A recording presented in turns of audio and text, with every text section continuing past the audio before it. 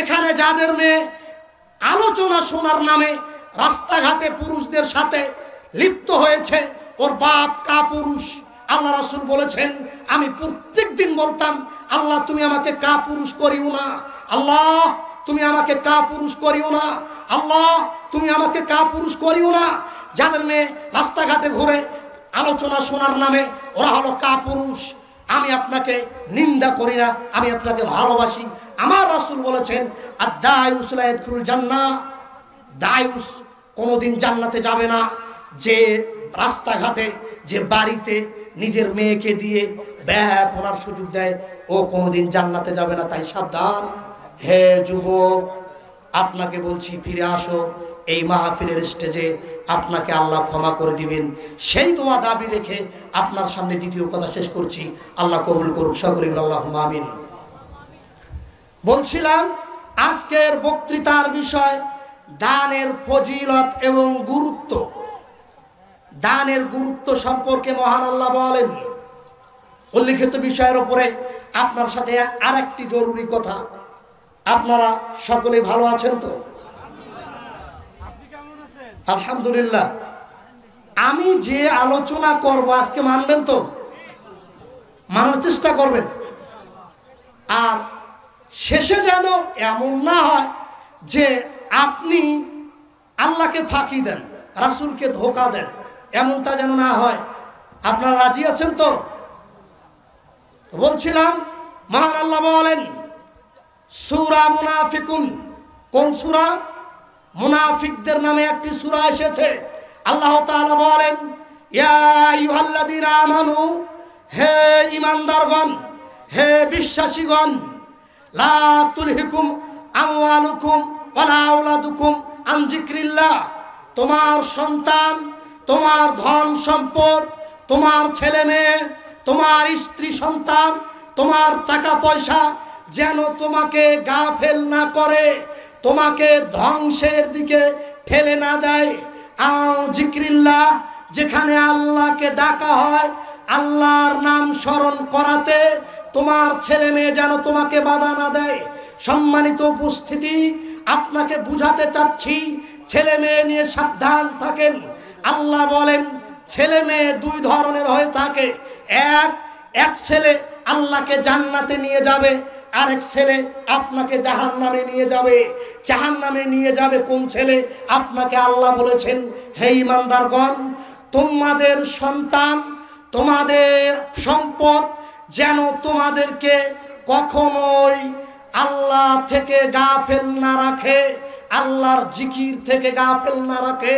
কেননা আল্লাহ বলেন, অমাইয়াফআল জালিকা, যার ছেলে মেয়ে তাকে গাফেল রাখলো আল্লাহর স্মরণ করা থেকে, জিকির করা থেকে, যার স্ত্রী বাধা দিল তার স্বামীকে নেক কাজ করা থেকে, বুঝতে হবে ওই স্বামী, ওই স্ত্রী আপনার জন্য ধ্বংস। যে ছেলে মেয়ে কারণে আপনার সালাত হয় না, যে ছেলে মেয়ের কারণে আপনার সাদাকা হয় না, ওই ছেলে মেয়ে যদি বাড়িতে থাকে, আপনি বুঝবেন ফাউলাইকা হুমুল খাসিরুন, আপনি হবেন ক্ষতিগ্রস্তদের অন্তর্ভুক্ত। এর পরের বাক্য খুব জটিল। মহান আল্লাহ বলেন, ওয়া আনফিকু মিম্মা রাযাকনাকুম মিন ক্বাবলি আয়াতি আহাদুকুমুল মাউত। পৃথিবীর মানুষ, তোমরা আল্লাহর রাস্তায় ব্যয় করো। পৃথিবীর মানুষ, তোমরা আল্লাহর পথে ব্যয় করো। পৃথিবীর মানুষ, তোমরা আল্লাহর রাস্তায় খরচ করো। মিন ক্বাবলি আয়াতি আহাদুকুমুল মাউত, তোমাদের মরণ আসার পূর্বেই আল্লাহর পথে খরচ করতে হবে। মরণ আসার পূর্বেই আল্লাহর রাস্তায় বেশি বেশি দান করতে হবে। দান করা ছাড়া একজন মানুষের বাঁচা খুব কঠিন হয়ে যাবে। আল্লাহ রাসূল তাই বলেন, আল্লাহ বলেন, মৃত্যু আসার পূর্বেই আপনাকে দান করতে হবে। মিম্মা রাযাকনাকুম, তোমাদের রুজি থেকে আল্লাহ দান করতে বলেছেন। কেননা ফায়াকুলু, একটা লোক মরণের সময় বলবে, লাউলা আখারতানি ইলা আজালিন করিব, হে আমার রব, আপনি যদি একটু সময় আমাকে দিতেন, একটু সামান্য সময় আমাকে দিতেন, 1 মিনিট, 1 সেকেন্ড, 5 মিনিট, 5টা সেকেন্ড আমাকে দান করতেন, আপনার সামনে যখন মালাকুল মাউত চলে এসেছে, আপনার মরণ হবে, জানটা যায় যায়, আপনাকে এখন মরতে হবে। ধরেন এখন আজরাইল চলে এসেছে, আপনার মরণ নিশ্চিত। আপনি এই মুহূর্তে আল্লাহকে বলছেন, প্রতিপালক লাউলা আখরতানি ইলা আজালিন করিব, আমাকে যদি সামান্য সময় দিতেন, ফাসাদ্দাকা ওয়া আকুম মিনাস সালিহিন, আমি আপনার পথে দান করতাম, সৎ বান্দা হয়ে যেতাম। কখন এই দাবি করবে বলেন তো? কখন? মৃত্যুর সময় আপনি হাউমাউ করে আল্লাহর কাছে কাঁদবেন, আল্লাহ একটু সময় দাও, আল্লাহ একটু দান করে আসি। এই কথা আমার নয়, আমার মুখের নয়, এটা আল্লাহর কথা। যদি আপনার মনে খটকা লাগে, যদি মনে করেন হুজুর টাকা চাওয়ার জন্য বলছে, আপনি কাফের হিসাবে সাব্যস্ত। কেন?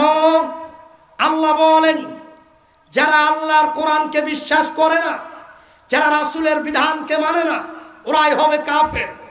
আল্লাহর আয়াতকে অস্বীকার করার কোনো গত্যান্তর নেই। মরার আগে আপনাকে দান করেই মরতে হবে, কারণ মরার সময় দান করতে হয়। এটা হলো দানের গুরুত্ব। দান করলে এহকালে লাভ আছে, পরকালেও লাভ আছে। আপনি অনেক দিন যাবত সুদ ঘুষের ওয়াজ শুনেছেন, আপনি হারামের ওয়াজ শুনেছেন, হালালের ওয়াজ শুনেছেন, তাই আপনাকে আমি একটু আশানুরূপ ওয়াজ শোনাতে চাচ্ছি, যেটাতে আপনার অন্তর গলে যায়, অন্তর ঠিক হয়ে যায়। আপনাকে আল্লাহ আমল করার তৌফিক দান করুক। সকলেই বলে আল্লাহুম্মা আমিন। বলছিলাম, আপনি মরণের সময় হাউমাউ করে কাঁদতে থাকবেন, হাউমাউ করে কাঁদতে থাকবেন যে আল্লাহ আমাকে একটু দান করার সুযোগ দিন। তাহলে অত্র আয়াত থেকে বোঝা যাচ্ছে মানুষ মরণের সময় দান করতে চাইবে, এটা একেবারে বাস্তব সত্য কথা। প্রমাণ নিবেন, রাসূল সাল্লাল্লাহু আলাইহি ওয়াসাল্লাম বলেন, হাদিস আবু হুরায়রা রাদিয়াল্লাহু তাআলা আনহু বর্ণনা করেছে। হাদিস এসেছে বুখারী মুসলিমের 1772 নম্বর হাদিস। আবু হুরায়রা রাদিয়াল্লাহু তাআলা আনহু বলেন, রাসূল সাল্লাল্লাহু আলাইহি ওয়াসাল্লাম বলেন, ইয়াতি আলান নাস জামানুন। আর এক হাদিসে এসেছে রাসূল সাল্লাল্লাহু আলাইহি ওয়াসাল্লাম বলেন, পৃথিবীর মানুষ তোমরা দান করো, তাসাদ্দাকু ফাইন্না ইয়াতি আলাইকুম জামানুন। তোমাদের মাঝে এমন একটা সময় চলে আসবে, এমন একটা সময় চলে আসবে যে ইয়ামশির রাজুলু বিসাদাকাতিহি, মানুষ তার টাকা নিয়ে ঘুরতে থাকবে, মানুষ তার টাকা নিয়ে দৌড়াতে থাকবে, মানুষ তার বিল্ডিং বাড়ি টাকা পয়সা নিয়ে বস্তা ভর্তি করে দৌড়াতে থাকবে, মাঠে ঘাটে দৌড়াতে থাকবে, খুঁজতে থাকবে যে মাইয়াক বুলুহা, তার টাকা কে গ্রহণ করে।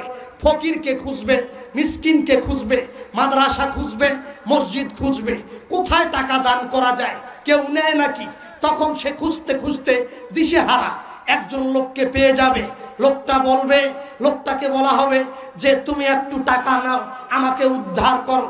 বিচারের মাঠে এত টাকা দিয়ে আমি কি করব? টাকা আমার আজকে মরণ যন্ত্রণা হয়ে দাঁড়িয়েছে। তাহলে আপনি ভাবুন এই টাকার কি মূল্য আছে। বিচারের মাঠ খুব ভয়াবহ। আল্লাহ রাসূল সাল্লাল্লাহু আলাইহি সাল্লাম বলেন, বিচারের মাঠে মানুষ টাকার বান্ডিল নিয়ে ঘুরতে থাকবে। কোথায় ফকির পাওয়া যায়, কোথায় মিসকিন পাওয়া যায়, কোথায় মাদ্রাসা পাওয়া যায়, একটু দান করি। তখন একজন লোককে বলবে যে আপনি তো পৃথিবীতে দরিদ্র ছিলেন, অভাবী ছিলেন, আমার টাকাটা একটু নিয়ে আমাকে উদ্ধার করুন। লোকটা বলবে, লাউ আমসে, যদি তুমি আসতে, লাউ আতাইতা বিল আমস, যদি তুমি গতকাল আমার কাছে টাকা নিয়ে আসতে, লাকবিল তুহা, এই টাকা আমি গ্রহণ করতাম। আমার মেয়েটা অসুস্থ ছিল, আমার ছেলেটা অসুস্থ ছিল, মাদ্রাসার শিক্ষকের বেতন হয় না, মাদ্রাসার এতিমগুলো পড়েছিল, যদি তুমি কালকে মাদ্রাসায় টাকাটা দিতে তাহলে আমার টাকা কাজে আসতো। আজকে আমার মাদ্রাসারও কোনো মাদ্রাসাও নেই, ছাত্রও নেই, আজকে কিয়ামতের দিন কারো টাকা নেওয়ার সুযোগ নেই। একজন ফকির আপনাকে বলবে, ভাই আমি আজকে নিতে পারলাম না, যদি আপনি গতকাল আসতেন তাহলে লা কবিল তুহা, এই টাকা আমি গ্রহণ করতাম। সে তার টাকা গ্রহণ করবে না। বলছিলাম মানুষকে দান করতে হবে, এটা গুরুত্ব। কারণ দান মানুষকে তিনটি জায়গায় মুক্ত করতে পারে। দান মানুষকে তিনটি জায়গায় মুক্তি দিতে পারে। ইহকালেও মুক্তি দিতে পারে, পরকালেও মুক্তি দিতে পারে। ইহকালে মুক্তি দেয় দান, পরকালেও মুক্তি দেয় দান। প্রমাণ মহান আল্লাহ বলেন, আল্লাহ তাআলা বলেন সূরা বাকারা, আল্লাহ তাআলা বলেন মাও জাল্লাজি ইউকরিজুল্লাহ করজান হাসানা। কে আছো আল্লাহকে উত্তম করজ দান করবে? কে আছো আল্লাহর মসজিদ মাদ্রাসায় একটু টাকা ধার দিবে, একটু দান করবে? আল্লাহ কি টাকা ধার নেয়? এটা কেমন করে হতে পারে? আপনি কি কথা বললেন? আল্লাহকে কি কেউ টাকা ধার দিতে পারে? তার মানে আল্লাহ বুঝাচ্ছেন মাও জাল্লাজি ইউকরিজুল্লাহ করজান হাসানা। কেউ যদি আল্লাহকে করজে হাসানা দেয়, আল্লাহ বলেন ফায়ুজাআফু লাহু আজআফান কাসীরা। আল্লাহ বলেন আমি তার দান বাড়াতে বাড়াতে বাড়াতে অনেক বেশি করে দেই। সুবহানাল্লাহ বলবেন না? কত বেশি করবেন আল্লাহ বলেনি। আল্লাহ বলছেন ওয়াল্লাহু ইয়াকবিজু ওয়া ইয়াবসুতু। আল্লাহ বলেন আমি মানুষকে দান, আমি মানুষকে কমিয়ে দেই, আমি মানুষকে বাড়িয়ে দেই। যে দান করবে আল্লাহ বললেন যে ইউজাআফু লিমান ইয়াশা, আমি তাকে ইচ্ছা অনুযায়ী ধনী করব। সুবহানাল্লাহ। দান করতেই হবে, কারণ দান করলে পৃথিবীতে সম্পদ বাড়ে, তাই দান করতে হবে। দান করলে পৃথিবীতে সম্পদ বাড়ে, দান করতে হবে। আর একটা কথা, দান করলে মানুষের মৃত্যুকালীন কষ্ট দূর হয়। দান করলে মানুষের মৃত্যুকালীন কষ্ট দূর হয়। আর দান করলে সব থেকে একটা ভালো ভালো প্রতিদান মহান আল্লাহ রাসূল বলেন, দান করলে যে একটা ভালো প্রতিদান, ভালো ফায়সালা আছে, এর গুরুত্ব খুব অপরিসীম। শুনেন, রাসূল সাল্লাল্লাহু আলাইহি ওয়াসাল্লাম বলেন, হাদিস মুসলিমের 262 নম্বর হাদিস, দানের গুরুত্ব এবং ফজিলত সম্পর্কে। আবু মালিক আশআরী রাদিয়াল্লাহু তাআলা আনহু বলেন, আবু মালিক আশআরী রাদিয়াল্লাহু তাআলা আনহু বলেন, রাসূল সাল্লাল্লাহু আলাইহি ওয়াসাল্লাম বলেন, আত-তুহুরু শাতরুল ঈমান, পবিত্র থাকা ঈমানের অঙ্গ। পবিত্রতা ঈমানের অঙ্গ। মুখ পবিত্র হওয়া, হাত পবিত্র হওয়া, বডি পবিত্র হওয়া, সব সময় পবিত্র রাখা ঈমানের অঙ্গ। আলহামদুলিল্লাহ তামলাউল মিজান। কেউ যদি একবার আলহামদুলিল্লাহ বলে, আল্লাহ বলেন তার মিজানের পাল্লা আমি নেকি দিয়ে ভরপুর করে দিব। ওয়া সুবহানাল্লাহি ওয়ালহামদুলিল্লাহ তামলানে ওয়া তামলাউ মা বাইনাস সামাওয়াতি ওয়াল আরদ। কেউ যদি বলতে পারে সুবহানাল্লাহ আলহামদুলিল্লাহ, যদি বলে, এই দুই বাক্য মানুষের আসমান জমিনের যত ফাঁকা জায়গা আছে নেকিতে পরিপূর্ণ করে দেয়। এরপরে মহান আল্লাহ রাসূল বলেন, ওয়াসসালাতু নূরুন, সালাত হলো মানুষের আলো। যার সালাত আছে তার শরীরে নূর আছে। যার সালাত আছে, দৈনন্দিন জীবনে 5 ওয়াক্ত সালাত কায়েম করতে পারে, যে চেহারা উজ্জ্বল হবে, সে কিয়ামতের দিন সালাত আদায়কারী হবে, যে উজুর অঙ্গ প্রত্যঙ্গগুলো ঝকঝক করে জ্বলবে তার। যে এই কাজ করতে পারবে, যুবক তুমি মনে রাখো, তুমি যদি এখন সালাত আদায় করে মারা যাও, তোমার নবী তোমাকে কিয়ামতের দিন তোমার উজুর অঙ্গ প্রত্যঙ্গগুলো দেখে, ঝকঝক করা দেখে তোমাকে বলবেন, এ উম্মত, আমার উম্মত তুমি আসো, আমি তোমাকে হাউজে কাউসারের পানি পান করাবো। এরপরের বাক্য রাসূল বললেন, এটা বুঝাতে চেয়েছি আমি এ কথা বুঝাতে গিয়ে সামগত কথাগুলো বললাম। আল্লাহ রাসূল বললেন, ওয়াসসাদাকাতু বুরহানুন। কেউ যদি 1 টাকা দান করে, বিচারের মাঠে তার দলিল হিসাবে থাকবে। সুবহানাল্লাহ বলবেন না? কেউ যদি আল্লাহর পথে 1 টাকা দান করে, 500 টাকা দান করে, 1000 টাকা দান করে, এভাবে আল্লাহ বলবেন, ও সালাত আদায়কারী, নাও তোমার চেহারা উজ্জ্বল করে দিলাম, নাও তোমার দলিল। আচ্ছা, দলিল যার জমিকার, দলিল যার জমি কার? এই জমিতে আপনি কি দাবি করতে পারবেন এটা আপনার জমি? কেন পারবেন না বলেন তো? দলিল নাই বিধায় আপনি পারছেন না। তার মানে দলিল দাবি করতে গেলে, মানে জমি দাবি করতে গেলে কি লাগে? জান্নাতের জন্য আল্লাহ বলছেন দলিল লাগে। দলিলটা কি বলেন দেখি? দলিল কি বলেন? দান করা। আল্লাহ বলছেন যার দানের নেকি আছে আমি তাকে দলিল দিয়ে দিব জান্নাতের। কথাটা মনে হয় বুঝাতে পারলাম না, বোঝেননি আমার কথা? যার দানের নেকি আছে আল্লাহ বলছেন আমি তার দলিল দিয়ে দেব, দলিল। এরপরের বাক্য খুব গুরুত্বপূর্ণ, শুনেন। এরপরের বাক্য রাসূল সাল্লাল্লাহু আলাইহি সাল্লাম বলেছেন ওয়াল কুরআনু হুজ্জাতাল লাকা আলাইক। সুবহানাল্লাহ। কোরআন এমন একটা জিনিস, কোরআন এখানে রাখেননি কেন? কোরআন এমন একটা জিনিস, কোরআন এমন একটা কিতাব, কোরআন এমন একটা গ্রন্থ, কোরআন এমন একটা ঐশী বাণী। আল্লাহ বলছেন এই কোরআন তোমার পক্ষে বিচারের মাঠে হয় সাক্ষী দিবে, না হয় তোমার বিপক্ষে সাক্ষী দিবে। কোরআন বিচারের মাঠে আপনার পক্ষে সাক্ষী দিতে পারে, আপনার বিপক্ষেও সাক্ষী দিতে পারে। এটা খুব জটিল হয়ে গেল না? এ কথা খুব জটিল। কারণ হুজুর, ও ওস্তাদজি, আমি যে বুড়া হয়েছি কোরআন পড়তে পারি না, তাহলে আমার কি হবে বলতে পারেন? আপনার জন্য সহজ করছে, আপনার জন্য। কথা মনে রাখবেন, লাইন কিন্তু ভুলে যাবেন না। এটা নাম পাঁচটা। আরে রাসূল যাবতার রাসূল নয়, আমাদের রাসূলের প্রসঙ্গে মূসা আলাইহিস সালাম বলেন আল্লাহ রাসূল, আল্লাহ তুমি যদি আমাকে নবী না করে মুহাম্মদের উম্মত করতে কতই না ভালো হতো। আরে কোন মূসার কথা বলছি? যে মূসা আল্লাহর সাথে সরাসরি কথা বলেছে, সেই মূসা আল্লাহর নবীর উম্মত হতে চায়। আর যে নবী কথাটা, যে নবীকে বলেছেন আল্লাহ যে মুহাম্মদ, আর কম্বল গায়ে দিয়ে ঘুমানোর সুযোগ নাই মুহাম্মদ, এখন কম্বল ল্যাব শীতের সময় সব ছেড়ে ফেল। কারণ রাত্তিল কোরআন তারতিলা, আপনাকে রাতে দাঁড়িয়ে সালাত আদায় করতে হবে, কোরআন তেলাওয়াত করতে হবে। কারণ কোরআন তেলাওয়াত করলে আপনার কোরআন কিয়ামতের মাঠে আপনি নবীর পক্ষে সাক্ষী দিবে। এজন্য কোরআনের কথা তুলে ধরলাম। আল্লাহ রাসূল কোন সাধারণ নবী নয়।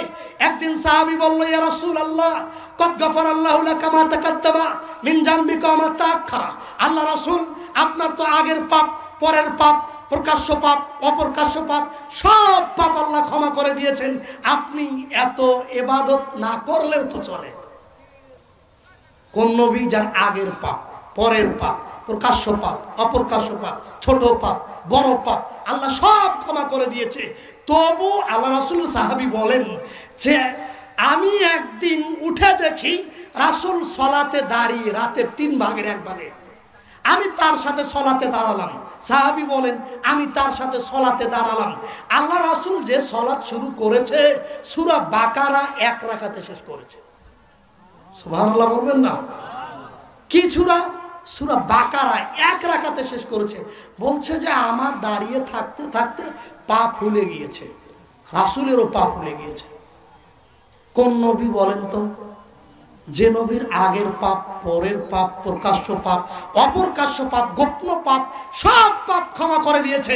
যুবক, তোমার কি ক্ষমা করা হয়েছে তুমি কি গ্যারান্টি দিতে পারো? তোমাকে কোরআন সম্পর্কে বুঝতে হবে। কোরআন তোমার পক্ষে বিপক্ষে সাক্ষী দিবে।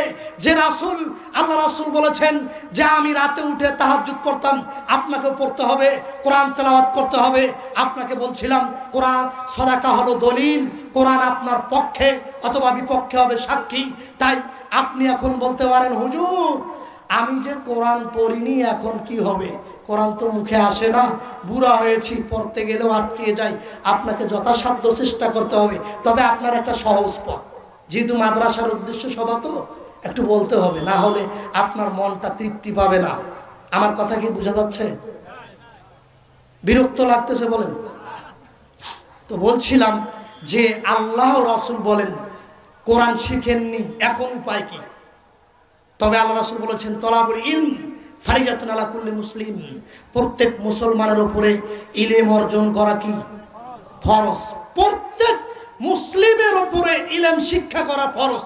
নারী হোক, পুরুষ হোক, বৃদ্ধ হোক, যুবক হোক, যে কোনো বয়সের যে কোনো ব্যক্তি, যে কোনো ধরনের ব্যক্তি হোক, কোরআন শিক্ষা করে আল্লাহ যেন আপনার আমার মরণ দিতে পারে, তাহলে এই মরণটা হবে সব থেকে উত্তম মরণ।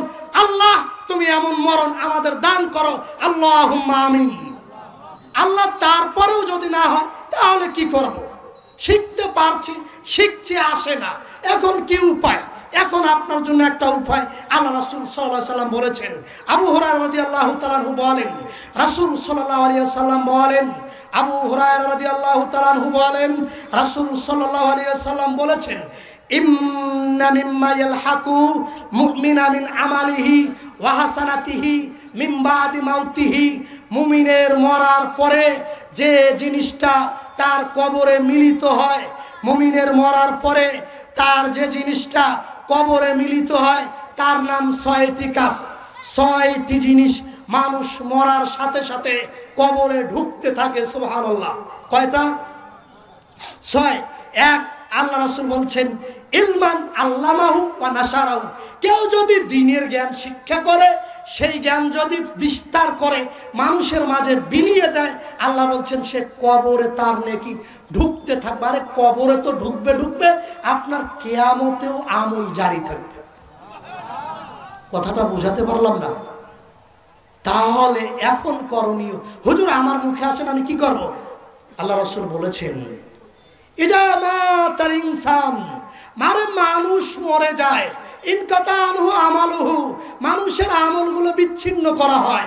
আরে মানুষ মরার সাথে সাথে আমলগুলো বিচ্ছিন্ন করা হয়। ইল্লা মিন সালাসা, আরে 3টা জারি থাকে, খুব ভালোভাবে 3টা জারি থাকে। আপনি মরবেন, আমি মরব, প্রেসিডেন্ট মরবে, জিয়াউর রহমান মরেছে, এরশাদ মরেছে, আরেকজন মরেনি, মরার অপেক্ষায় আছে। এভাবে পৃথিবীতে মরবে, সবাই মরবে। আল্লাহ রাসূল বলেছেন, তবে পৃথিবীর মানুষ জেনে রাখো, কেউ কোটি টাকা নিয়ে যাবে না, কেউ লক্ষ টাকা নিয়ে যাবে না।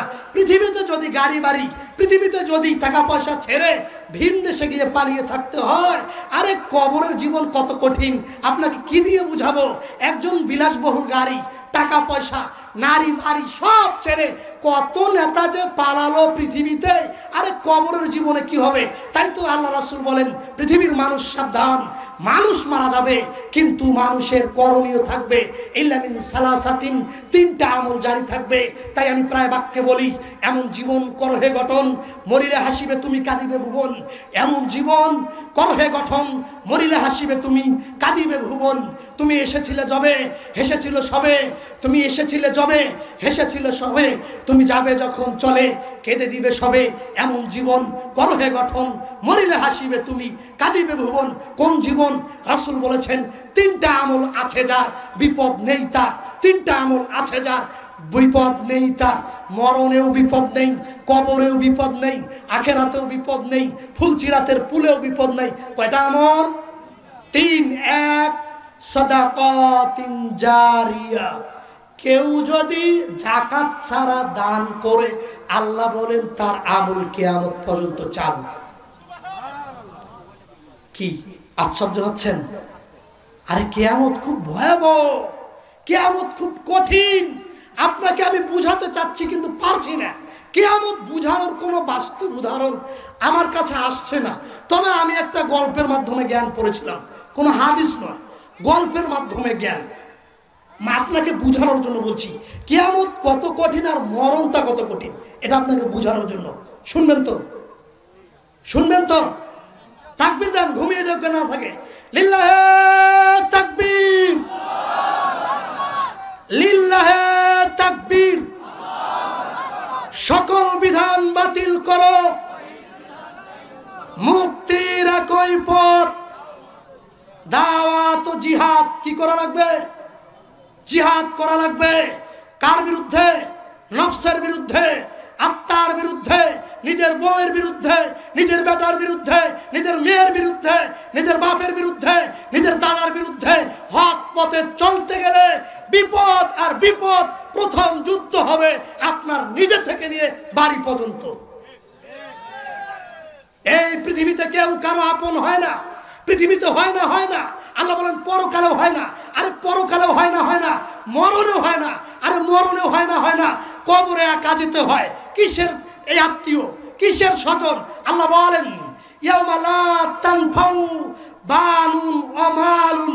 আরে কিয়ামতে সন্তান কোনো উপকার করে না, কিয়ামতে সম্পদ কোনো উপকার করে না, ইল্লা বিকলবিন সালিম।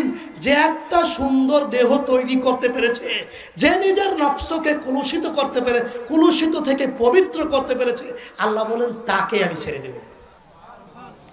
জিহাদ করা লাগবে বাপের বিরুদ্ধে, জিহাদ করা লাগবে মায়ের বিরুদ্ধে, জিহাদ করা লাগবে নিজের স্ত্রীর বিরুদ্ধে, জিহাদ করা লাগবে বেটার বিরুদ্ধে। হুজুর কেমন কথা বললেন?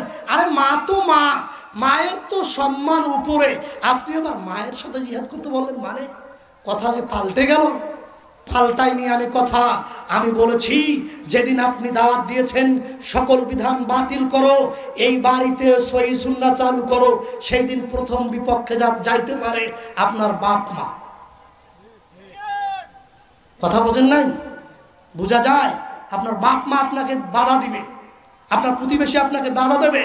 যুবক যখন দাড়ি ছেড়ে দিবে, আরেকজনে বলবে কি চাচা দাড়ি কোন দিন রাখলেন? জিহাদ, এর নাম কি? জিহাদ।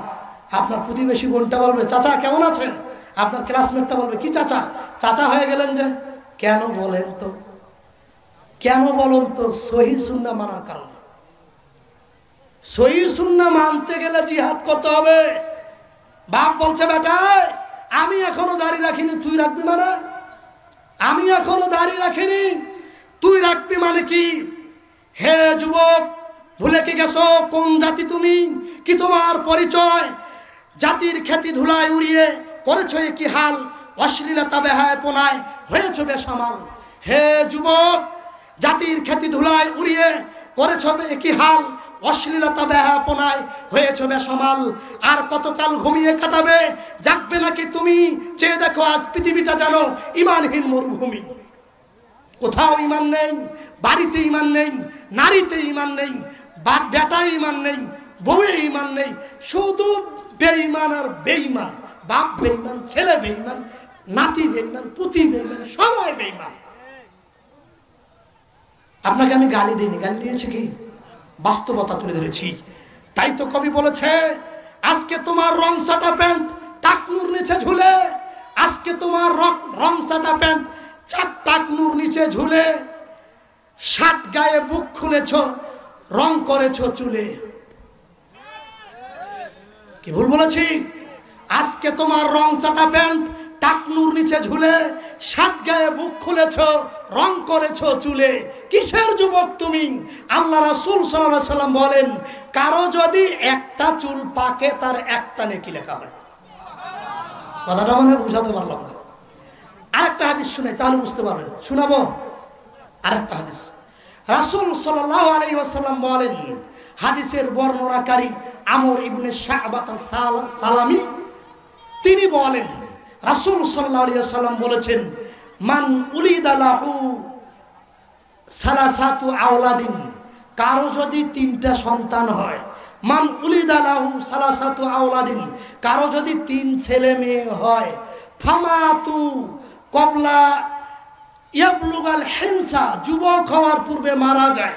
কারো যদি তিন ছেলে মেয়ে যে কোনো সন্তান হয়, যুবক হওয়ার পূর্বে মারা যায়, আল্লাহ বলছেন আদখালাহুল্লাহুল জান্নাতা বিরহমাতি ইয়্যাহুম, আল্লাহ বলেন আমি খাস করে তাকে আমার রহমত দিয়ে জান্নাতে ঢুকাবো। দুই, রাসূল সাল্লাল্লাহু আলাইহি ওয়াসাল্লাম বলেন ওমান শাব্বা শাইবাতান, কারো যদি ফি সাবিলিল্লাহি আজ্জা ওয়া জাল্লা, কেউ যদি আল্লাহর পথে গিয়ে, কেউ যদি আল্লাহর কাজ করতে গিয়ে, কেউ যদি মাদ্রাসার কাজ করতে গিয়ে, কেউ যদি মসজিদের কাজ করতে গিয়ে, কেউ যদি হকের পথে চলতে গিয়ে, কেউ যদি বাতিলের বিরুদ্ধে রুখতে গিয়ে যদি তার যৌবনকাল থেকে একটা চুল পেকে ফেলায়, তার মাতার যদি মাদ্রাসার কাজ করতে গিয়ে যুবক বয়স থেকে বুড়া হয়ে যায়, আল্লাহ রাসূল সাল্লাল্লাহু আলাইহি ওয়াসাল্লাম বলেন কানাত লাহু নূরুন ইয়াউমাল কিয়ামা, পৃথিবীর মানুষ জেনে রাখো আমি তোমাকে কিয়ামতের দিন আলোয় আলোকিত করব, তোমার চেহারায় নূর দিব। যারা মসজিদ মাদ্রাসার কাজ করে এরা সাধারণ কোনো ব্যক্তি নয়। আপনি এই হাদিস থেকে প্রমাণ নেন। রাসূল বলেছেন, আমান সাব্বা শাইবাতান ফি সাবিলিল্লাহ আযজা ওয়া জাল্লা, কেউ যদি আল্লাহর পথে কাজ করতে গিয়ে, মসজিদের কাজ করতে গিয়ে, মাদ্রাসার কাজ করতে গিয়ে, এতিমকে লালন পালন করতে গিয়ে, দ্বীনের পথে চলতে গিয়ে যদি কষ্ট হয়, যদি বুড়া হয়ে যায়, চুল পেকে যায়, আল্লাহ রাসূল বললেন আল্লাহ তাকে কিয়ামতের দিন আলো দিয়ে ভরপুর করে দিবেন। ওহে যুবক, আজ কেন তুমি ঘুমিয়ে? তোমার কণ্ঠে আজ কণ্ঠ কেন? তুমি না মুসলিম, তুমি চিররণবীর, তুমি কেন মরণকে করো ভয়? তুমি বাঁচলেও গাজী, মরলেও শহীদ, তুমি চিররণবীর। হে যুবক, এমন জীবন করো হে গঠন, মরিলে হাসিবে তুমি, কাঁদিবে ভুবন। তোমার জীবন হবে দীপ্তিময়, আলোময়। তোমার এই চুল পাকবে নারীর পিছনে নয়, তোমার চুল পাকবে মাদ্রাসার পিছনে। রাজি আছেন তো? তোমার চুল পাকবে মসজিদের পিছনে। তোমার এর জন্য যা যা আছে। সম্মানিত উপস্থিতি, সময় অতীব কম, তাই বেশি শেষ করতে পারবো। আরেকটা হাদিস শুনেন, ওয়ামান রামা বিসাহমিন, কেউ যদি একটা তীর বুঝেন তো, তীর বুঝেন, কেউ যদি একটা তীর আল্লাহর পথে, এগুলো কিন্তু সবগুলো দানের খাতায় পড়ে না। আমার বিষয় কি? দান। ওমান রামা বিসাহমিন, কেউ যদি একটা তীর আল্লাহর পথে এভাবে কাফেরকে গুলি করে শেষ করে, একটা তীর দিয়ে, আল্লাহ বলছেন কেউ যদি একটা তীর দ্বারা শত্রুকে তাক করে, বালাগা ইলা আদুবি, তার শত্রুর কাছে সেই তীর লাগুক আর না লাগুক, আল্লাহ বললেন একটা দাস মুক্ত করলে যত নেকি হয়, কেউ যদি শত্রুকে একটা ঢিল মারে, শত্রুর উদ্দেশ্যে, কাফের বেঈমানদের উদ্দেশ্যে, যারা এদেশের ইসলামকে হরণ করতে চায়, যারা এদেশের ইসলামকে দাবিয়ে দিতে চায়, যারা এদেশের সহিহ সুন্নাহকে মাটির নিচে মিশাতে চায়, আল্লাহ রাসূল বলেছেন কেউ যদি তার দিকে একটা ঢিল ছুঁড়ে, ঢিল তাকে লাগুক আর না লাগুক, আল্লাহ রাসূল বলেছেন একটা দাস মুক্ত করলে যত নেকি হয় তার আমলনামায় তত নেকি লেখা হয়। এর পরের বাক্য আরো কঠিন, এর পরের বাক্য আরো কঠিন। আল্লাহ রাসূল বলেছেন ওমান আতাকা মুমিনাতান, কেউ যদি একটা মুমিন দাসী আজাদ করে। মুমিন দাসী আপনারা বুঝবেন না, সৌদি আরবে আগের যুগে ছিল, মানুষ মানুষকে কিনতো। যেমন ইউসুফ আলাইহিস সালাম বাজারে বিক্রি হয়েছিলেন। ইউসুফ আলাইহিস সালাম গোলাম হিসাবে মিশরের বাদশার ঘরে ছিলেন, গোলাম হিসাবে। তো সেই নবী দাস ছিলেন, অনুরূপ দাস দাসী আগে বিক্রি হতো। রাসূল বলেন কেউ যদি একটা দাসী মুক্ত করে দেয়, কেউ যদি একটা দাসী মুক্ত করে, তার নেকি হলো কি? আল্লাহ রাসূল বলেন তার প্রত্যেক অঙ্গ প্রত্যঙ্গের বিনিময়ে, একটা দাসীর হাত আছে, একটা দাসীর আঙ্গুল আছে, একটা দাসীর মাথা আছে, যদি কেউ মুমিনা কোনো দাসীকে মুক্ত করে দেয়, আল্লাহ রাসূল বলেছেন তাহলে কিয়ামতের দিন আল্লাহ তার জাহান্নাম থেকে সমস্ত অঙ্গগুলোকে মুক্ত করে দিবেন। এজন্য মাজলুম কোন মানুষ যদি জেলবন্দি, কারাবন্দি হয়ে থাকে, তাহলে আপনি তাকে যথেষ্ট সহযোগিতা করুন। তাকে হক কথা বলার কারণে যদি জেলে যেতে হয়, আপনাকে আপ্রাণ চেষ্টা চালাতে হবে, তার পিছনে ব্যয় করতে হবে, কারণ আমাদের তো দাসী নেই। বলছিলাম তাই আপনি সজাগ এবং সাবধান হন। এরপরের বাক্য আল্লাহ রাসূল বলেছেন আমান আনফাকা জাওজাইনে, কেউ যদি আল্লাহর পথে এক জোড়া দান করে। কয় জোড়া? এক জোড়া।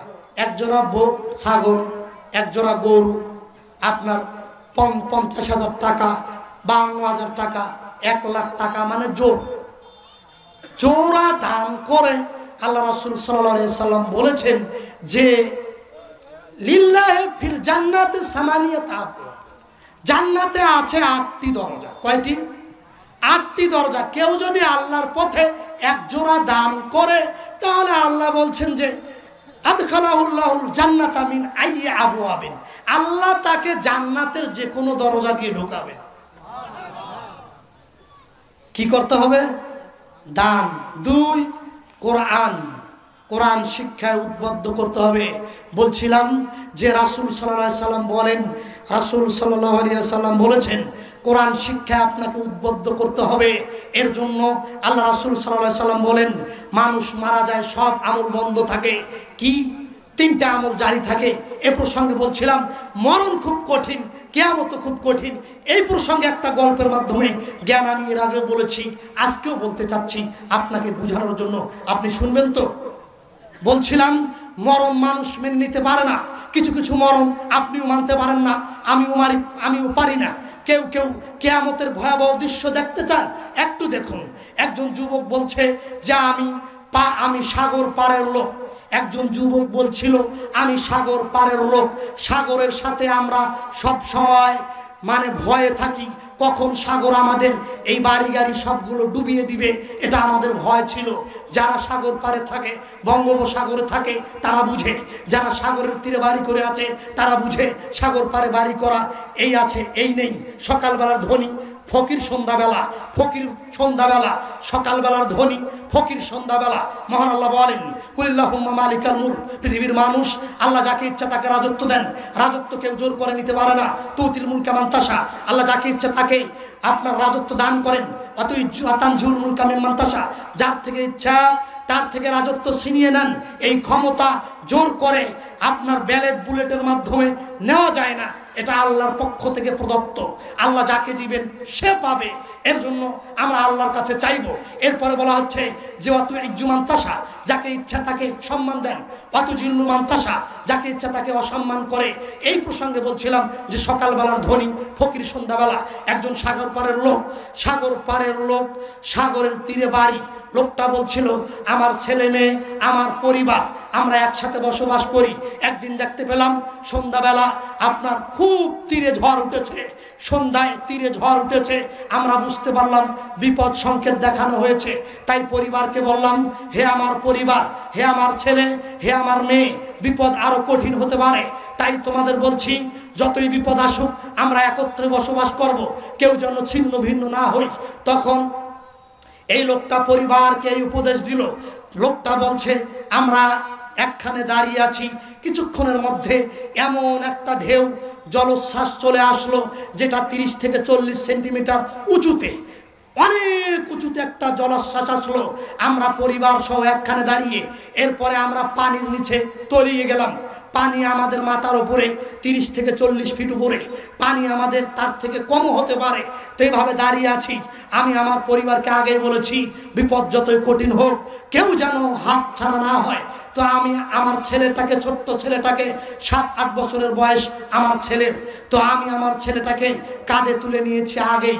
ছেলেটাকে বলেছি বাবা বিপদ যত কঠিন হোক তুই যেন আমার ঘাড় ছেড়ে না দিস, বিপদ যত কঠিন হোক তুই যেন আমার ঘাড় ছেড়ে না দিস। দেখেন মৃত্যু কত ভয়াবহ, কিয়ামত কত কঠিন, কিয়ামতের পরিস্থিতি আরো কঠিন। বলছিলাম এবার ওই লোকটা এবার তার ছেলেটাকে ঘাড়ে তুলে নিয়েছে, পানির নিচে তারা তলিয়ে। লোকটা বলছে আমার স্ত্রী সন্তান, বাকি সন্তানগুলো কোথায় চলে গেল পানির কারণে আমি বুঝতে পারলাম না। আমি আমার ছেলেটাকে নিয়ে পানির নিচে দাঁড়িয়ে, ছেলেটা আমার মাথার উপরে। এবার আমি ছেলেটাকে বলছি বাবা ছেড়ে দিও না, ছেড়ে দিলেই মরণ, ছেড়ে দিলেই পানির তলে তলিয়ে যাবে, আমি তোমাকে বাঁচাতে পারবো না। ছেলেটা বলছে আব্বা আমাকে ছাড়িয়েন না, আব্বা আমাকে ছেড়ে দিয়েন না, ছেড়ে দিলেও আমি মারা যাব। এবার ওই বাচ্চা ছেলেটা এভাবে বাপকে রিকোয়েস্ট করছে, ছেলেওকে বাপ বলছে। তো এক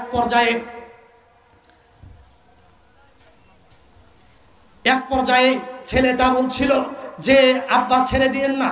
তারপরে ছেলেটা এভাবে আঁকড়িয়ে ধরে আছে। এক সময় ছেলের বাপ বলছে আমরা একটু মাথা তুললাম, একটু নিঃশ্বাস নিতে পারলাম। এবার আমি ধরে রাখতে রাখতে নিরুপায় ছেলেকে বলছি বাবা আমার ঘাড় ছেড়ে দে, আমি বাঁচতে পারি না, নিজে বাঁচলে বাপের নাম, এটার নাম মরণ। বলছে হে বেটা আমার ঘাড় ছেড়ে দে, আমি আর পারছি না, তুই আমাকে ছেড়ে দে। বেটা বলছে আব্বা আপনি না কিছুক্ষণ আগে বললেন আমাকে ছাড়বেন না, আরে আপনি না বললেন আমাকে পানিতে ডুবতে দিবেন না, এখন কেন আব্বা আমাকে মারতে চাচ্ছেন? আপনি তো বলেছেন যে আমি মরলে শেষ হয়ে যাব পড়লেই, আব্বা কেন আপনি এমনটা করছেন? বেটা বলছে ছাড়, বাপ বলছে ছাড়, বেটা বলছে না আব্বা আমাকে মারিয়েন না, আমি মরতে চাই না। এবার বাপ জোর করে বলছে, আমি আমার ছেলের হাতে কামড় দিলাম। কামড় দিয়ে আমার ছেলেটা চিৎকার মেরে বলল, আব্বা আমাকে বাঁচান, আমাকে বাঁচান, আমি বাঁচতে চাই, আব্বা আমাকে বাঁচান, আমি মারা যাচ্ছি। সে লোকটা বলছে, আমি আমার ছেলের আর্তনাদ শুনলাম না, কারণ আমি নিজে বাঁচতে পারছি না। কিছুক্ষণ পর আমার ছেলেটা আমার পায়ের তলে সমুদ্রের নিচে ডুবে গেল, ছেলেটা মারা গেল। আমি কিছুক্ষণ পরে 5-7 মিনিট পরে একটা গাছের গোলা পেলাম, সেখানে দাঁড়িয়ে নিঃশ্বাস নিলাম। আমি মনে মনে ভাবলাম, আরে কি মরণ, আরে 5-6 মিনিট আমি যদি আমার ছেলেকে কাঁধে রাখতাম তাহলে আমার ছেলেটা বেঁচে যেত। এই তো আমি একটা গাছের গোলা পেলাম, যার উপরে দাঁড়িয়ে আমি নিঃশ্বাস নিতে পারছি। কেন আমি আমার ছেলেটাকে মেরে ফেললাম? কেন আমি আমার ছেলেটাকে এভাবে জ্যান্ত লাশ করে ফেললাম? এভাবে বাপের আর্তনাদ, তবু মরণ থেকে ছেলেকে বাঁচাতে পারে না, এর নাম মরণ। এই লোকটা বলছে, 2-3 দিন পর পানি শুকিয়ে গেল, আমার ছেলেটাকে আমি দেখলাম, আমি যে জায়গায় ফেলে দিয়েছিলাম ওই জায়গায় মৃত লাশ হয়ে আছে। আমি তখন ভাবলাম, এই যদি হয় পৃথিবীর মরণ, এই যদি হয় পৃথিবীর কিয়ামত, এখানে ছেলে বাপকে চেনে না, বাপ ছেলেকে চেনে না নিজে বাঁচার জন্য, আরে কিয়ামত তো এর থেকে জটিল এবং কঠিন হবে। সম্মানিত উপস্থিতি, তাই আপনাকে এই মরণের জন্য, মরণের কষ্ট থেকে আপনার জন্য যে জিনিস প্রয়োজন তার নাম হলো, রাসূল সাল্লাল্লাহু আলাইহি সাল্লাম বলেছেন, মরণের কষ্ট হবে। এই মরণের কষ্ট থেকে বাঁচতে গেলে আপনাকে অবশ্যই দান করতে হবে। কারণ আল্লাহ রাসূল সাল্লাল্লাহু আলাইহি সাল্লাম বলেন, আল্লাহ তাআলা বলেন, পৃথিবীর মানুষ, আনফিকু, তোমরা খরচ করো, মিম্মা রাযাকনাকুম, তোমাদের রুজি থেকে, মিন ক্বাবলি আয়াতি আহাদুকুম, মিন ক্বাবলি আয়াতি আহাদুকুম, মিন ক্বাবলি আয়াতি ইয়াউমুন, সেই দিন আসার পূর্বে, লা বাইউন ফিলহে, যেদিন বেচা কিনা থাকবে না, ওয়ালা খুল্লাতুন, যেই দিন কোনো বন্ধু থাকবে না, আরে বাপ বেটা পরিচয় থাকবে না, একটু আগে বুঝলেন, এখন কিয়ামতের কথা শুনুন, ওয়ালা শাফাআতুন, কোনো সুপারিশকারী থাকবে না, কোনো বন্ধু থাকবে না, কোনো সুপারিশকারী থাকবে না। আপনাকে আল্লাহ বলেছেন যে, আল্লাহ বলেন তোমরা তোমাদের রুজি থেকে দান করো, এই দান করলে তোমার মৃত্যুকালীন কষ্ট থেকে আল্লাহ তোমাকে মুক্তি দিবেন। আর অন্য এক হাদিসে রাসূল সাল্লাল্লাহু আলাইহি সাল্লাম বলেন, ইন্নাস সাদাকাতা, নিশ্চয় দান, তুতফিউ মিন হারিল কুবুর, মানুষের কবরের শাস্তি মিটিয়ে দেয় দান, মানুষের কবরের শাস্তি মিটিয়ে দেয় দান, মানুষের কবরের শাস্তি মিটিয়ে দেয় দান। দান করলে মানুষের মৃত্যুকালীন কষ্ট দূর হয়, দান করলে মানুষের বালা মুসিবত দূর হয়, দান করলে মানুষের কবরের শাস্তি মিটে যায়, দান করলে ইহকালে লাভ। আল্লাহ তাআলা বলেন, মাসালুল্লাযীনা ইউনফিকুনা ফি সাবিলিল্লাহ, কেউ যদি আল্লাহর পথে 1 মণ ধান দান করে, কেউ যদি আল্লাহর পথে 1 বস্তা সিমেন্ট দান করে, কোনো মহিলা যদি আল্লাহর পথে নিজের কানের দুল দান করে, কোনো মহিলা যদি আল্লাহর পথে 1 জোড়া ছাগল দান করে, কোনো মহিলা যদি এই আল্লাহর ঘর মাদ্রাসা, কোরআন শিক্ষার ঘর, কোরআন আল্লাহর কাছে সাক্ষী দিবে, এই কোরআন ছাত্রদের জন্য দান করে, আল্লাহ তাআলা বলেন যে মাসালুল্লাযীনা ইউনফিকুনা, কেউ যদি আল্লাহর পথে দান করে, কামাসালি হাব্বাতিন, একটা দানার মতো, তার একটা ধরেন ধানের গাছ, ফিকুল্লে সুম্বুলাতিন মিয়াতু হাব্বান, আল্লাহ বলেছেন একটা দান থেকে, একটা গাছ থেকে আল্লাহ 7টা শীষ বের করেন। সুবহানাল্লাহ বলবেন না? আপনি যদি 1 মণ ধান দান করেন, ওই ধানের গাছ থেকে একটা থেকে 7টা বের করবেন, ফিকুল্লে সুম্বুলাতিন মিয়াতু হাব্বা, তার থেকে আবার 7টা থেকে আরো 100টা দানা বের করবেন। আল্লাহু ইউজাফু লিমান ইয়াশা, আল্লাহ এর থেকে আরো বাড়িয়ে দিবেন। দান বাড়তে বাড়তে আল্লাহ বলছেন পাহাড় সমান হয়ে যাবে। তাই আল্লাহ রাসূল সাল্লাল্লাহু আলাইহি সাল্লাম বলেছেন, পৃথিবীর মানুষ, মান আনফাকা যাওজাইনি, কেউ যদি 1 জোড়া দান করে আল্লাহর পথে, তাহলে আল্লাহ তাকে কবরের শাস্তি থেকে মাফ করে দিবেন, মৃত্যুকালীন কষ্ট থেকে দূর করে দিবেন। আল্লাহ বলেছেন আমি তাকে জান্নাতে দিব, জান্নাতের যে কোনো দরজা দিয়ে প্রবেশ করতে পারবেন। প্রস্তুত আছেন তো? পালাবেন না তো? বক্তা আছে, প্রধান বক্তা, কেউ পালাবেন না, সময় অতীব কম, তাই পালাবেন না। যদি পালান, আপনি কিন্তু শুরুতে কথা দিয়েছেন যে আমি থাকবো ইনশাআল্লাহ। আছেন তো? লিল্লাহে তাকবীর। দেখেন, শয়তানে বাধা দেয় দান করার জন্য। শয়তান বলে দান করবি, দান করিস না। কেউ যদি এটাকে ওভারটেক করে দান করে, আল্লাহ বলছেন আমি তাকে জান্নাতে দিব। শয়তান বলে পকেটে হাত দিস না, দান করবি মেরে খাবে, সব মেরে খাবে। আরে আপনি দান করবেন, ও মেরে খাক আরো দরিয়ার দেখ, যার জবাব সে দিবে। রাসূল সাল্লাল্লাহু আলাইহি সাল্লাম বলেছেন যার জবাব সে দিবে। বলছিলাম যে একটা হাদিস, বুখারী মুসলিমের একটা হাদিস বলেই আজকে বক্তব্য শেষ করব। একটা হাদিস খুব গুরুত্বপূর্ণ হাদিস। তার আগে আপনাকে হাদিসটা শোনাতে চাচ্ছি। বুখারী মুসলিমের হাদিস। রাসূল সাল্লাল্লাহু আলাইহি সাল্লাম বলেছেন যে আসমান থেকে গায়েবী আওয়াজ আসলো, আল্লাহ বলেন লান তানালুল বিররা হাত্তা তুনফিকু মিম্মা তুহিব্বুন, তোমরা ততক্ষণ পর্যন্ত কল্যাণে যেতে পারবে না, লাভবান হতে পারবে না, জান্নাত লাভ করতে পারবে না যতক্ষণ না নিজের প্রিয় বস্তুটা আল্লাহর পথে ব্যয় করবে।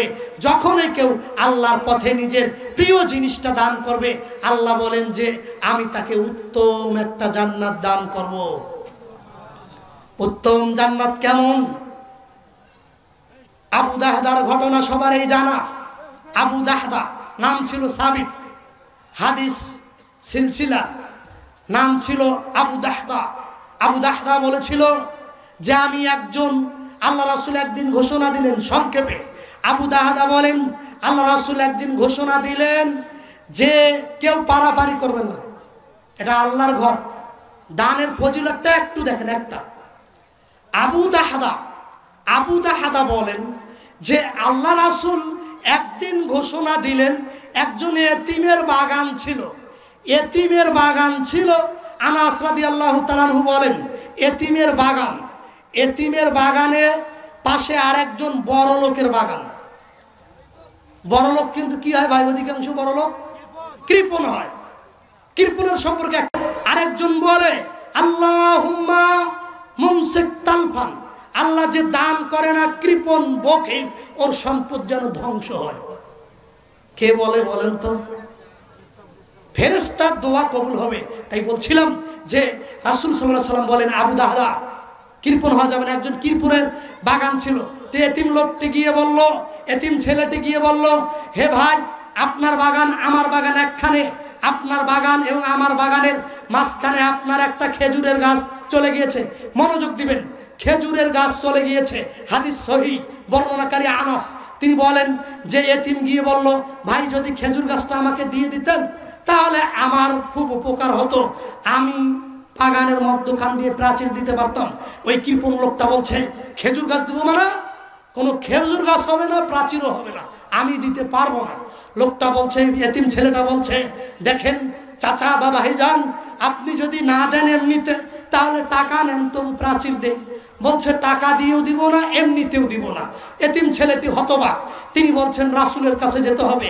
মুহাম্মদ সাল্লাল্লাহু আলাইহি সাল্লামের কাছে গেলেন এতিম, গিয়ে বলছেন ইয়া রাসূলুল্লাহ, ইয়া হাবিবাল্লাহ, আমার বাগান এবং সালাবার, আমার বাগান এবং লুবাবার বাগান, বকিলের নাম লুবাবা, লুবাবার বাগান একখানে, তো ওর বাগানে এবং আমার বাগানের মাঝখানে ওর একটা খেজুর গাছ এসেছে, যার কারণে আমি প্রাচীর দিতে পারছি না, আপনি একটু বললে হয়তো দিতে পারে।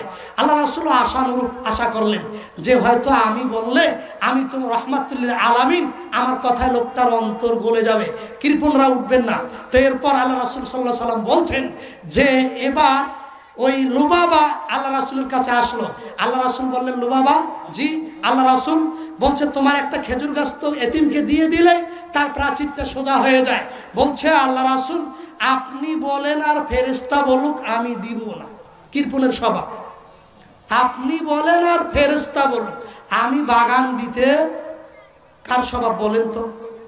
কৃপণের স্বভাব। মেয়ের পিছনে টাকা নষ্ট করবে, কোরআনের পিছনে নয়। মেয়ের পিছনে লাখ লাখ টাকা সহ নষ্ট করবে, কোরআনের পিছনে নয়। তো বলছিলাম যে লুবাবা এবার বলছিলেন যে আল্লাহ রাসূল আমি এমনিতেও দিব না, ফেরেশতা বললেও দিব না। তখন আল্লাহ রাসূল বুদ্ধি করলেন যে ঠিক আছে, তুমি যদি তাকে খেজুর গাছটা দাও, একটা খেজুর গাছ, আমি তোমাকে জান্নাতে একটা খেজুর গাছ নিয়ে দিব আল্লাহর কাছ থেকে। সুবহানাল্লাহ বলবেন না?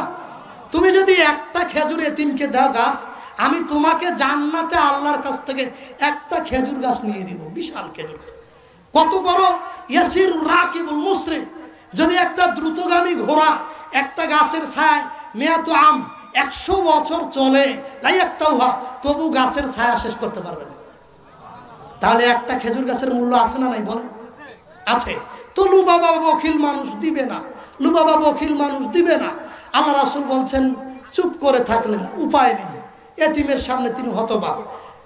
এরপরে আল্লাহ রাসূলের সামনে আরেকজন সাহাবী, নাম হচ্ছে আবু দাহদা, সাবিত যার আসল নাম। তো আল্লাহ রাসূল বললেন, গিয়ে বললেন, ইয়া রাসূলুল্লাহ, কিছুক্ষণ পূর্বে যে কথাটি বললেন সেটা কি লুবাবার জন্য না আমার জন্য? বলছে সকলের জন্য। এখন লুবা আবু দাহদা চিন্তা করছে কোন জিনিস দিলে এই কৃপণ লোকটা তার খেজুর গাছটা দেবে। এই খেজুর গাছটা কিনে নিয়ে আমি জান্নাতে একটা খেজুর গাছ কিনব, কোন জিনিসটা মাথা চিন্তা করলো। করতে করতে বলছে ওই তো আমার মদিনায় একটা 600 খেজুর গাছ বিশিষ্ট বাগান আছে। সুবহানাল্লাহ, 600, কয় শত? 600। তার মধ্যখানে একটা সুন্দর বাড়ি করেছে আমি, তার ভিতরে একটা কুয়া আছে, কুয়ার পানিও মিষ্টি, যে খায় সে প্রশংসা করে। আমার 600 খেজুর গাছওয়ালা বাগান, তার ভিতরে একটা বাংলো বাড়ি, তার মধ্যে একটা সুন্দর মিষ্টি কূপের পানি বিশিষ্ট। আমি যদি ওই লোকটাকে এটা অফার করি তাহলে ওই কৃপণ লোকটা তাকে দিয়ে দিবে এমনিতেই। আল্লাহ রাসূলকে বলেন, ইয়া রাসূলুল্লাহ, আমার 600 খেজুর গাছ বিশিষ্ট বাগান আছে জানেন? জি জানি। বলছে, আবু লুবাবা, আমি যদি তোমাকে এই 600 খেজুর গাছ বিশিষ্ট বাগান দিয়ে দেই, সবকিছু ওয়াকফ করে লিখিত করে দেই, তুমি কি একটা খেজুর গাছ এই এতিমকে দিয়ে দিবে? কারণ যদি তুমি একটা খেজুর গাছ এতিমকে দিয়ে দাও, আমি জান্নাতে 600 খেজুর গাছের বিনিময়ে জান্নাতে একটা খেজুর গাছ লাভ করতে পারবো। এরপরে লুবাবা বলছে, তুমি কি বলছো, ভেবে বলছো? বলছে, হ্যাঁ আমি ভেবেই বলছি, সংক্ষেপে বলছি। আল্লাহ রাসূল বললেন, আল্লাহ রাসূলকে ওই লুবাবা বলল, আল্লাহ রাসূল আপনি সাক্ষী থাকেন আবু দাহদা কি বলেছে। আল্লাহ রাসূল বললেন, ঠিক আছে আমি সাক্ষী। এবার আল্লাহ রাসূল বললেন, আবু দাহদা তার বাগানটা দিয়ে দিল।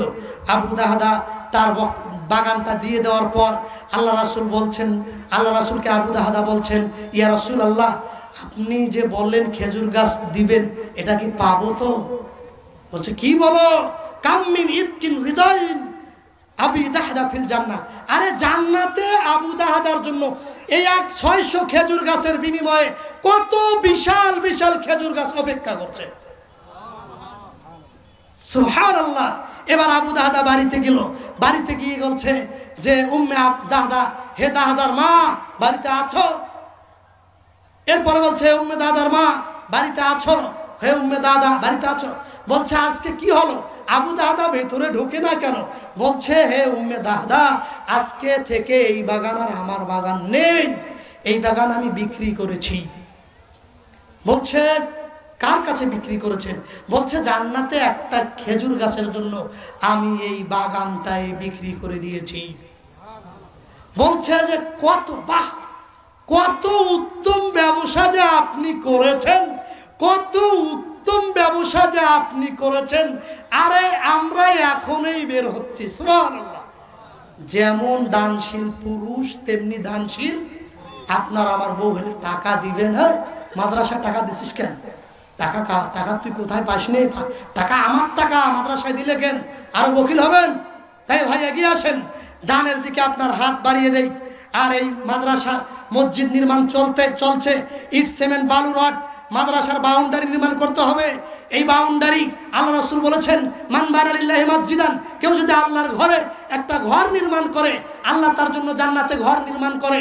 মসজিদ যেমন আল্লাহর ঘর, মাদ্রাসাও তেমনি আল্লাহর ঘর। আল্লাহ রাসূলের মসজিদটা মসজিদ বনাম মাদ্রাসা ছিল। সুবহানাল্লাহ। এজন্য আপনাকে এই মাদ্রাসায় দান করতে হবে, শুধু নিম্ন দান নয়, নিম্ন যারা পর্যায়ে তারা করবেন।